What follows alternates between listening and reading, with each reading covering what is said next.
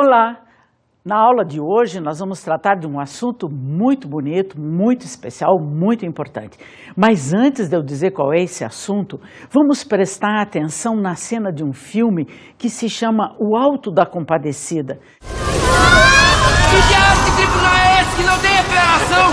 Eu sempre ouvi dizer que uma pessoa ser condenada, ela tem que ser ouvida! Besteira ou maluquice! Eu apelo pra quem pode mais! Valeu, meu Nosso Senhor! Jesus Cristo!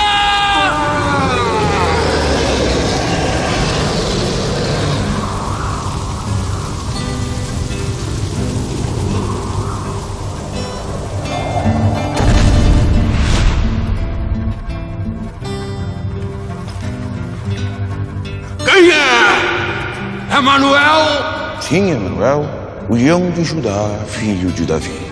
Venham todos, pois vão ser julgados.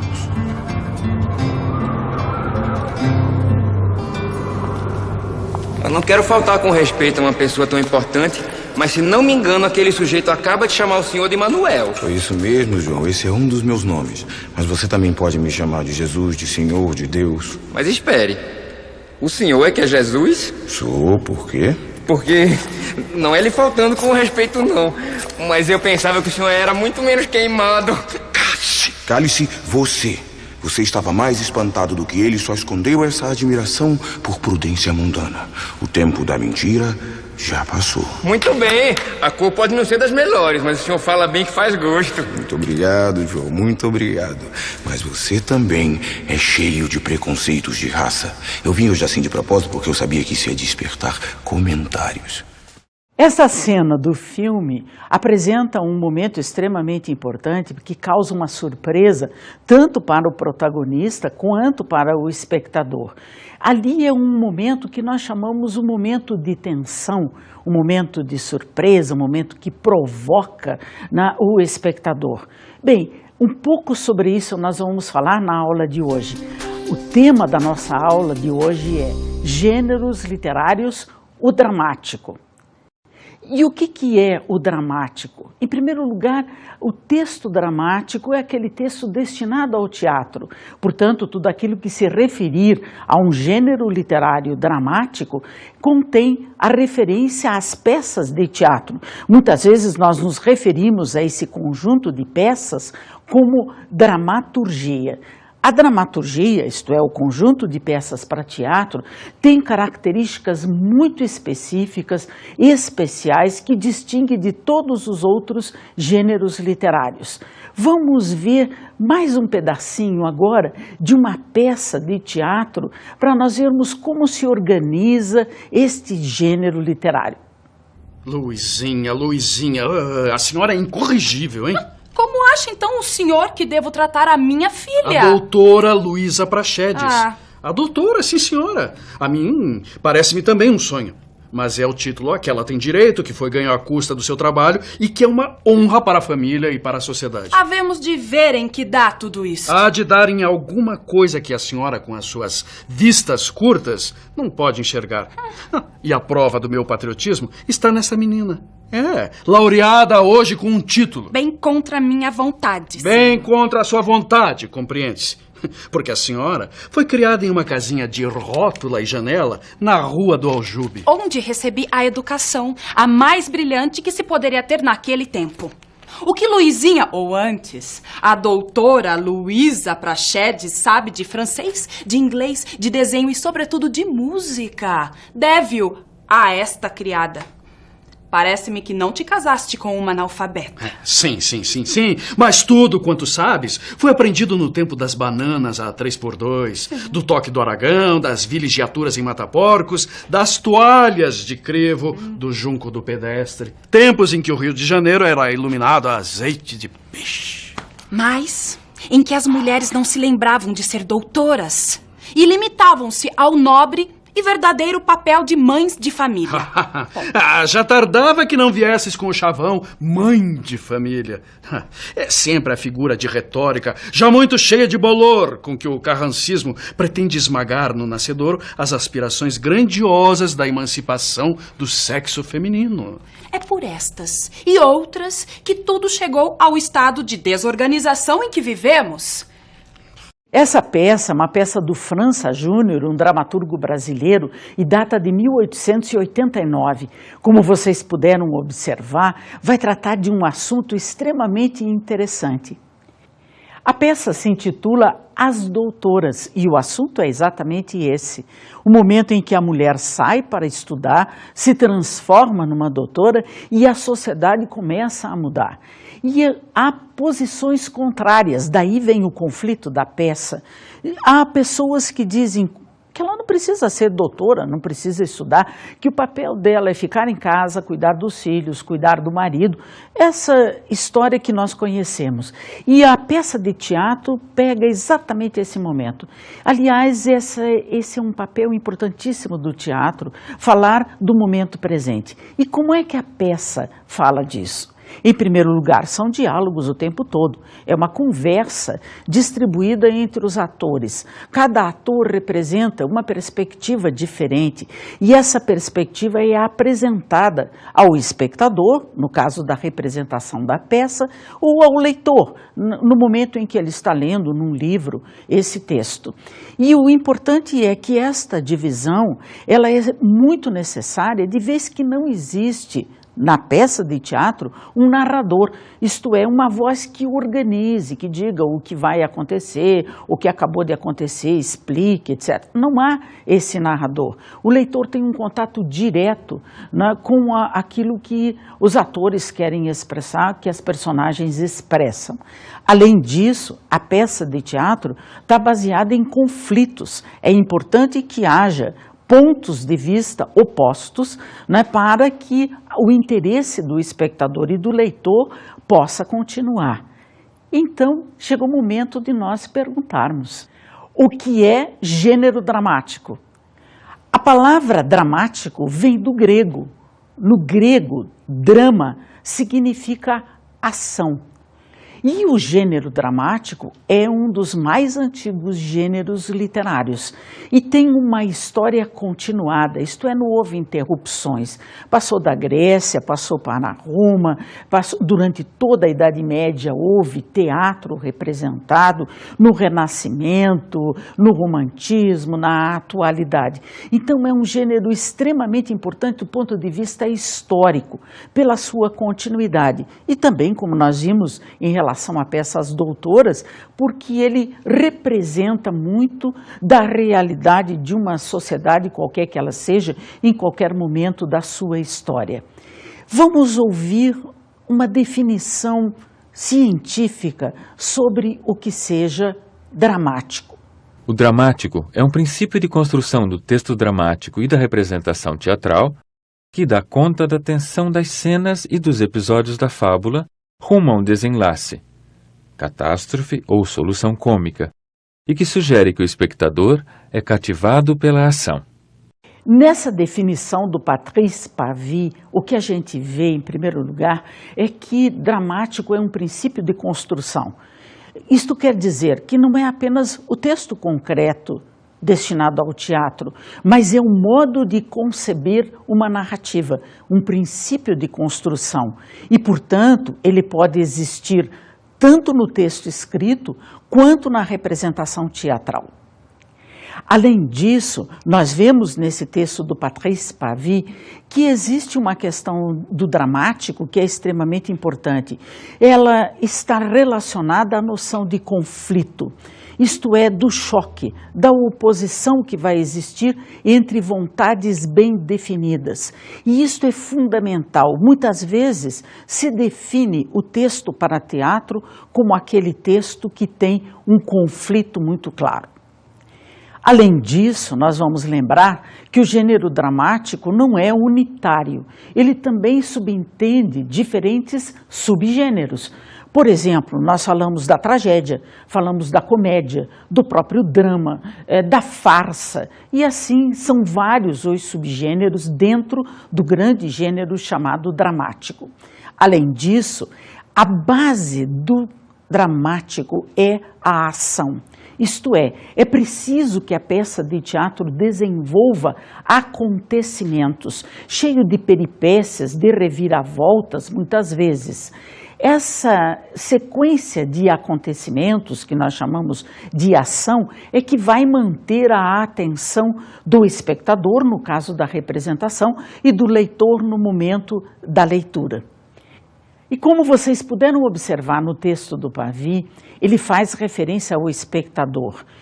O espectador é fundamental no teatro, diferentemente da narrativa e da poesia, que podem ser lidos silenciosamente, numa poltrona doméstica. O teatro precisa da poltrona do edifício teatral. E é esta diferença que vai caracterizar sobremaneira o que nós denominamos gênero dramático. Ele foi escrito para ser representado, para passar para a voz do ator, para o cenário, para a iluminação, enfim, para todas as linguagens do palco.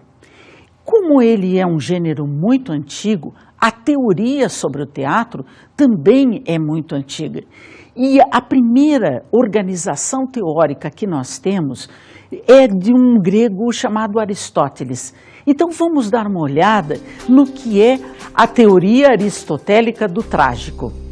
Essa teoria foi escrita por Aristóteles no quarto século a.C., mas 100 anos depois que os grandes trágicos gregos haviam composto a sua obra. Entre esses trágicos gregos estão 3 nomes que são importantíssimos: Ésquilo, Sófocles e Eurípides. Baseado na composição desse teatro, desses 3 autores e de outros mais, Aristóteles vai tirar uma teoria que é, ao mesmo tempo, normativa, isto é, define o que seja a tragédia e suas partes, como que ela pode ser ornamentada, isto é, enfeitada literariamente, mas também fala sobre o que seja o sentimento trágico, que independe muitas vezes até da existência da tragédia, que permanece no teatro e que também pode ser encontrado no romance. Vamos ver como é que Aristóteles define o que seja tragédia. A tragédia é a imitação de uma ação importante e completa de certa extensão, num estilo tornado agradável pelo emprego separado de cada uma de suas formas, segundo as partes. Ação apresentada não com a ajuda de uma narrativa, mas por atores, e que, suscitando a compaixão e o terror, tem por efeito obter a purgação dessas emoções. Essa teoria do Aristóteles, ela é uma teoria que vai levantar alguns elementos fundamentais. Primeiro, a ideia de imitação. A tragédia é uma imitação da ação dos homens. Essa imitação não se faz apenas representando em palavras, mas também palavras que voltam a ser uma imitação dessa ação, que é o trabalho dos atores no palco. O segundo conceito, além da imitação, é o da extensão. A tragédia tem uma extensão reduzida, ela não acontece por um longo espaço de tempo, ela é muito concentrada, muito sintética. O terceiro elemento é o da representação, ou seja, a tragédia foi feita para ser apresentada de uma forma diferente, representação, de uma forma diferente para os espectadores. E por último, na definição de Aristóteles, e que também tem uma importância muito grande, é a noção de catarse, é a noção do efeito da tragédia. O teatro era feito como uma espécie de ritual de purificação dos espectadores. Assistindo ao teatro, esses espectadores se sentiriam renovados, teriam defesas contra os seus defeitos internos, as suas culpas internas. Mas, além disso, Aristóteles também vai falar né, da composição da tragédia. E agora, então, nós vamos ver elementos da tragédia. Vamos estudar agora um pouco mais lentamente quais são os elementos da tragédia. O primeiro deles é o conflito e o momento. Eu já disse, vou repetir, que o conflito é um elemento fundamental no teatro. Esta presença de forças opostas é necessária para que a ação se torne mais intensa e a atenção do espectador permaneça ao longo de toda a representação e ao longo da leitura de todo o texto. O segundo elemento é relativo aos protagonistas, ou seja, o teatro é muito apoiado na imitação da ação dos homens e, portanto, personagens, e principalmente os personagens principais, centrais, chamados protagonistas, é um elemento importantíssimo da tragédia. Sobre eles vai recair o sentido maior, daquilo que a peça representa e quer dizer ao leitor ou ao espectador. Um outro elemento é a reconciliação, isto é, o teatro busca uma maneira de explicar o mundo, de fazer uma conciliação entre os conflitos da realidade, os conflitos que são apresentados no palco e o modo como eles se solucionam. De um modo geral, a peça de teatro termina por um momento em que há uma conciliação, uma reconciliação dos conflitos. O quarto elemento é o que diz respeito ao destino. A concepção do mundo grego era baseada nos seus deuses, na sua mitologia. E a vontade desses deuses era soberana. Ela determinava o destino dos homens, independente da vontade deles. Uma grande peça trágica grega que vai apresentar esse conflito e essa força dos deuses interferindo no destino dos homens é Antígona, de Sófocles. A vontade humana é obrigada a se submeter à vontade dos deuses. Um outro elemento é a liberdade e o sacrifício. Uma grande discussão que se dá entre os estudiosos é até que ponto as personagens do teatro trágico poderiam escolher o seu destino, até que ponto ia a liberdade de escolha desses protagonistas. Na verdade, a liberdade existia, mas uma vez assumida, a escolha assumida, o protagonista ficava sempre disposto a assumir também os riscos do sacrifício, porque se a sua escolha fosse contra a vontade dos deuses, fatalmente viria um momento de penalização, de sacrifício. Outro elemento é a falha trágica. A falha trágica consiste num sentimento que é exagerado no protagonista, chamado desmedida, em grego híbris, que vai ocasionar uma falha no seu comportamento. E esta falha trágica se chama amarsia. É exatamente a combinação da híbris e da amarsia que vai levar ao final trágico, que geralmente é o sacrifício do protagonista e a sua morte. Um outro elemento da tragédia importantíssima é o efeito produzido, a catarse. O efeito produzido no espectador deve ser sempre levado em consideração quando da representação da tragédia, porque ele está embutido já na sua concepção inicial enquanto texto. E o que era a catarse? A catarse era esse sentimento de purificação, vendo representado no palco o terror, o castigo da híbris, o castigo do orgulho do protagonista, o espectador evitaria em si esse orgulho. Portanto, é uma finalidade moral desse teatro trágico, sem dúvida alguma. Vamos agora ao quadro Com a Palavra.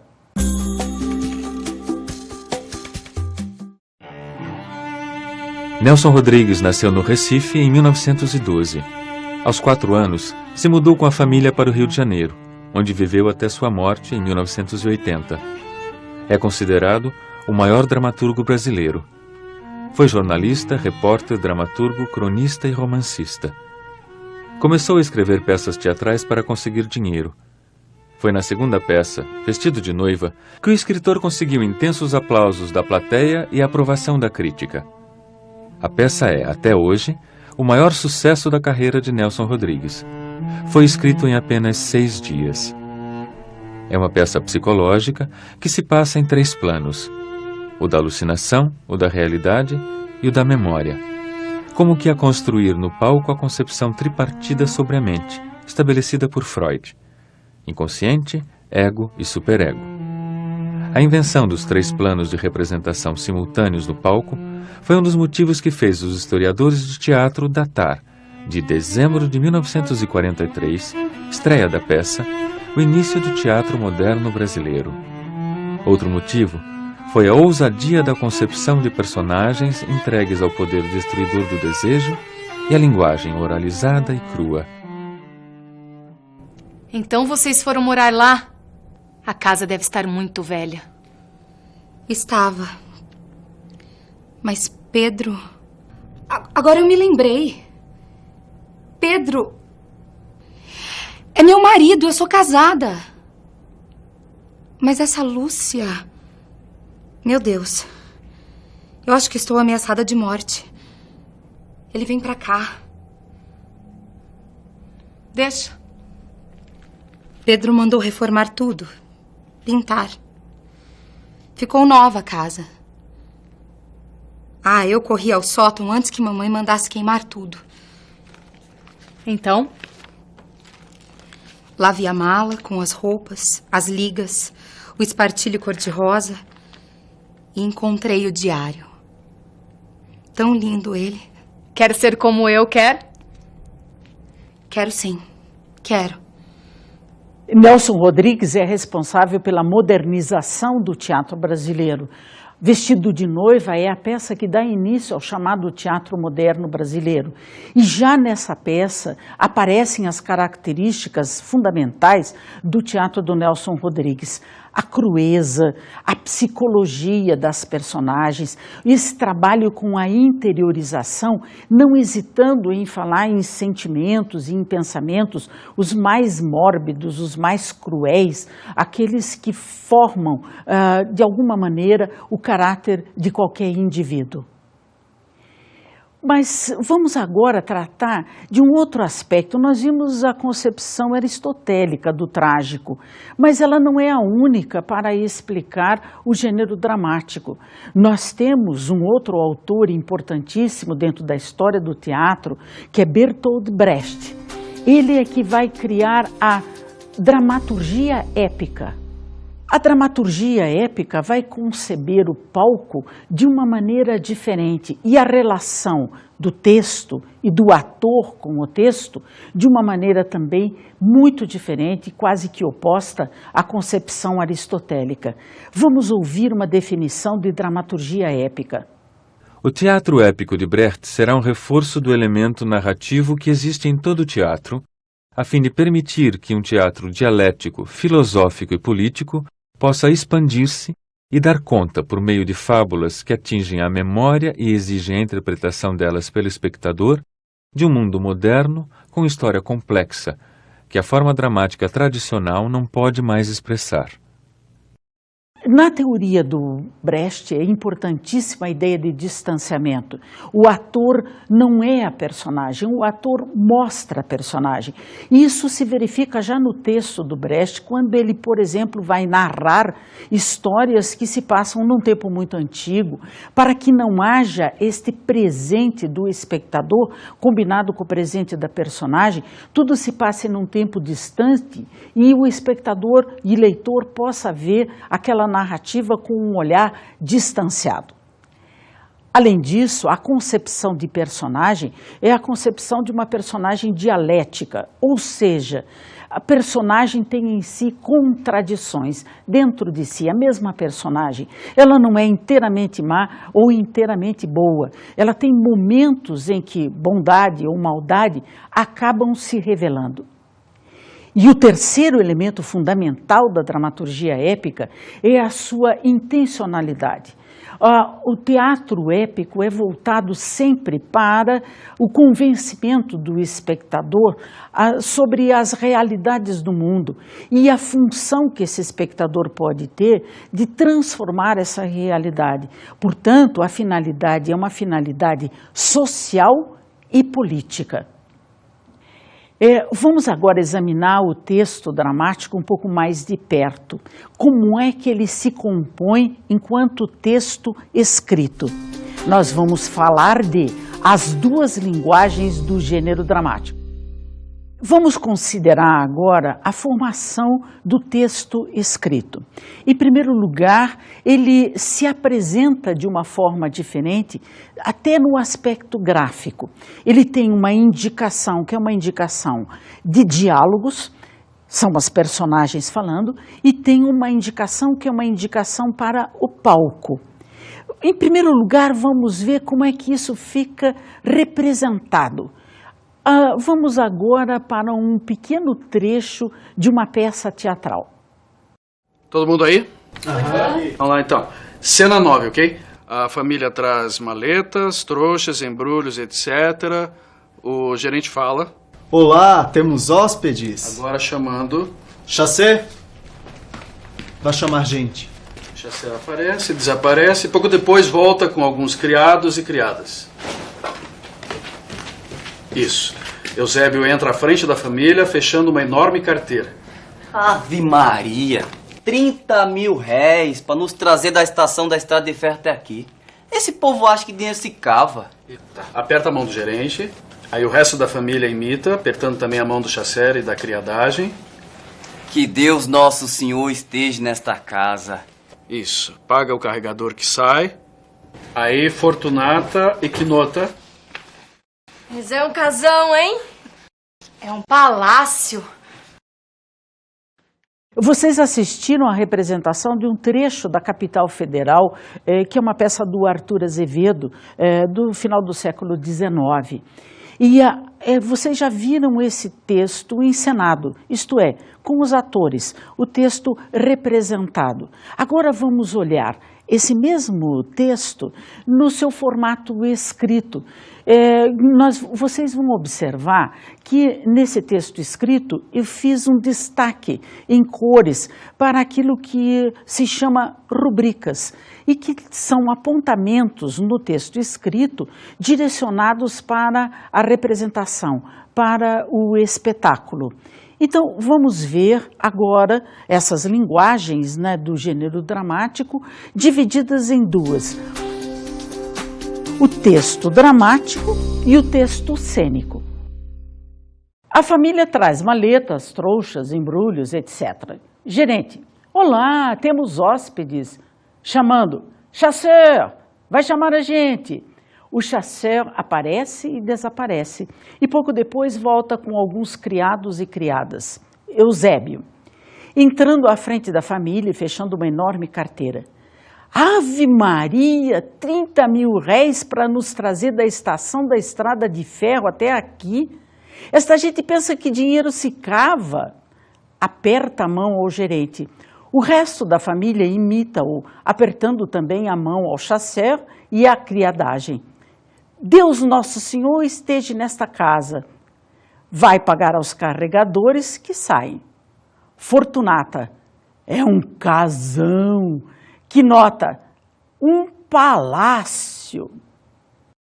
Espero que tenha ficado claro para vocês qual é essa dupla linguagem, né, de um texto escrito dramático. Há a linguagem da encenação e há a linguagem da fala dos atores. Numa predominam as múltiplas linguagens, são indicações para ações físicas. E a outra indica a fala, o que vai ser pronunciado, o que vai ser dito pelos atores. Aquilo que vai para a encenação nós chamamos de texto cênico e que se manifesta nas rubricas. O que é falado nós chamamos de texto dramático e se manifesta nos diálogos. Vamos agora ver as formas principais do gênero dramático.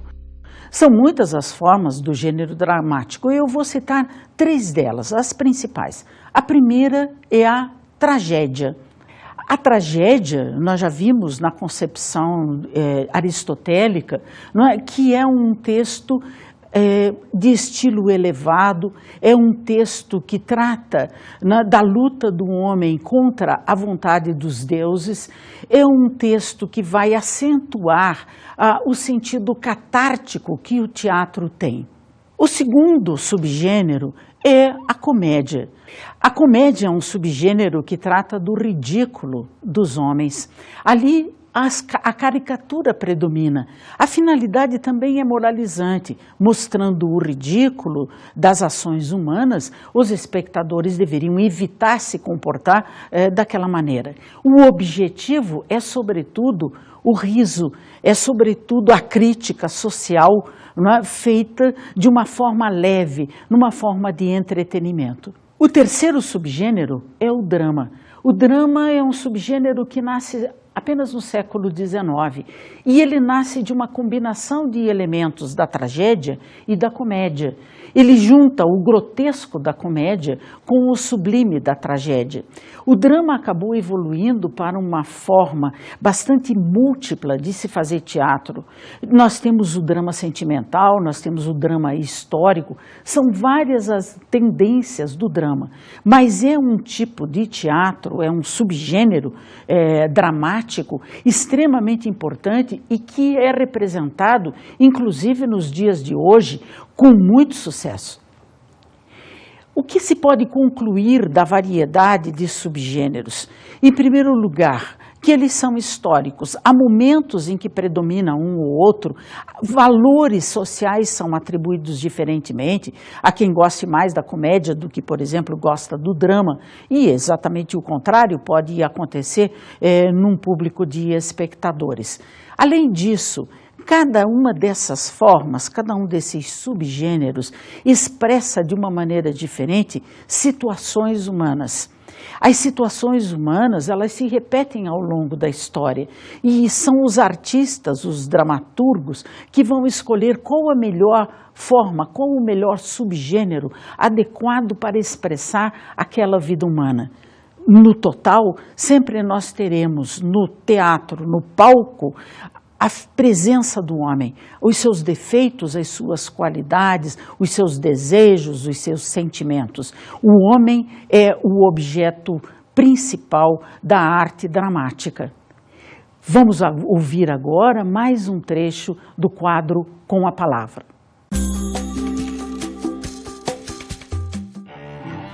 Nelson Rodrigues escreveu 17 peças, centenas de contos e crônicas e 9 romances. Suas obras revolucionaram pela forma e abordagem de temas polêmicos. Além do teatro, os textos do autor foram para a televisão. Foi ele quem escreveu a primeira novela brasileira, chamada A Morte Sem Espelho. Um de seus maiores êxitos foi publicado diariamente em crônicas e contos no jornal e dramatizados na televisão sob a direção de Daniel Filho. A Vida Como Ela É foi um sucesso de público nos anos 50. A inspiração de suas obras era o cotidiano e as relações entre as pessoas reais, sem mascaramento ou pudor. Essa é talvez minha única virtude, saber ouvir. Um ficcionista tem que ser um ouvinte, assim como o psicanalista. Eu me interesso por qualquer um que fale comigo. Se você começar a conversar sobre bola de gude, vou ouvir maravilhado. Tudo me interessa. Sem dúvida nenhuma, a presença do Nelson Rodrigues na dramaturgia brasileira é uma presença importantíssima. Primeiro, porque ele traz uma realidade brasileira, ele vai falar dos subúrbios da cidade do Rio de Janeiro, ele vai usar uma linguagem nos diálogos que é uma linguagem na sua forma mais oralizada, mais próxima da fala de todo dia, de todas as pessoas que moram no Brasil, que moram no Rio de Janeiro.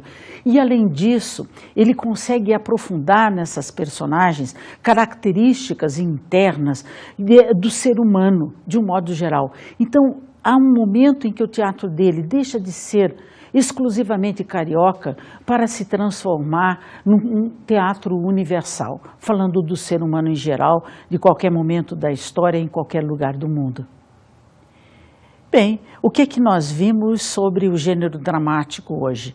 Vimos a sua importância dentro da história, a variedade de teorias que existe, a variedade de subgêneros e vimos, sobretudo, as características específicas do texto dramático, aquela divisão das duas linguagens entre o texto cênico e o próprio texto dramático. Isso tudo configura para nós o gênero dramático, quando comparado com o épico e com o narrativo e o poético, como um gênero com características próprias. E é isso que faz a beleza do teatro, a sua identidade.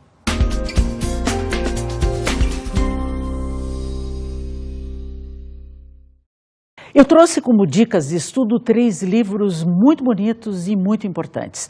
O primeiro deles é Dicionário de Teatro, do Patrice Pavy, editado pela Perspectiva. Como dicionário, ele está organizado com verbetes. Eu vou ler um dos verbetes para vocês. Espetáculo. É espetáculo tudo que se oferece ao olhar. O espetáculo é a categoria universal sobre as espécies pela qual o mundo é visto, diz Barthes. Esse termo genérico aplica-se à parte visível da peça, à representação, a todas as formas da arte da representação. A dança, a ópera, cinema, mímica, circo, etc. E a outras atividades que implicam uma participação do público, esportes, ritos, cultos, interações sociais. Em suma, a todas as cultural performances, das quais se ocupa a etnocenologia. A segunda dica é também um dicionário. É o Dicionário de Teatro Brasileiro. Temas, formas e conceitos. Organizado pelo Jacob Ginsburg, pelo João Roberto Gomes Faria e pela Mariângela Alves de Lima, também da editora Perspectiva. Esse é um dicionário especial, diferente, porque os termos estarão sempre relacionados com a história do teatro brasileiro. A terceira dica é a História Mundial de Teatro, da Margot Bertoldi, editado também pela Perspectiva.